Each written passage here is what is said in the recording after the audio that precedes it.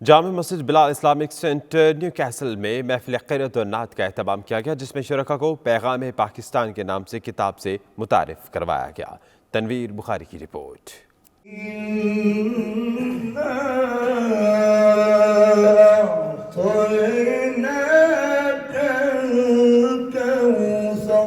New castle میں محفل قرأت و نعت کی روح پرور تقریب ہوئی، جس میں پاکستانی کمیونٹی نے بھرپور شرکت کی۔ تقریب کے دوران قاری صداقت علی شاہ نے پرسوز آواز میں تلاوت کلام پاک کی تو شرکاء پر سحر طاری ہو گیا۔ دوران تقریب سرور کونین حضرت محمد صلی اللہ علیہ وآلہ وسلم کے حضور گلہائے عقیدت بھی پیش کیے گئے۔ نہ دستے طلب دراز کرے، کہو گدا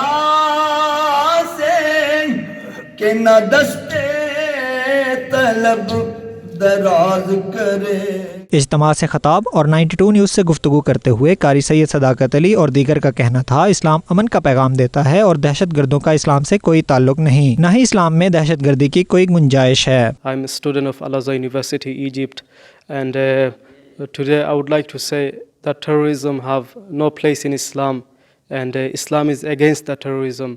And we are very happy that Pakistani community, Pakistan پیغام پاکستان جو خوبصورت پیغام ہے پاکستان کی طرف سے، اور پاکستان کی ہسٹری میں بہت ایک اس کی نمایاں حیثیت ہے، تو وہ لے کر آپ حضرات یہاں تشریف لائے ہیں۔ میں سب سے پہلے آپ کا شکریہ بھی ادا کرتا ہوں اور آپ کے لیے دعا بھی کرتا ہوں، اللہ تعالیٰ آپ کو اس مقصد میں کامیابی عطا فرمائے۔ پاکستان میں ریلیز ہوا، اس پر اب تک ماشاءاللہ more than 5000 اسکالرز، علماء، انٹلیکچوئلز اور مفتیان حضرات نے سگنیچرز کیے ہیں اور اس کو انڈوز کیا ہے۔ انہوں نے کہا افواج پاکستان اور پاکستان کے عوام نے جو قربانیاں دی ہیں وہ کبھی فراموش نہیں ہوں گی۔ آخر میں امت مسلمہ اور پاکستان کی سلامتی کے لیے خصوصی دعا بھی کی گئی۔ تنویر بخاری، 92 نیوز، نیو کاسل۔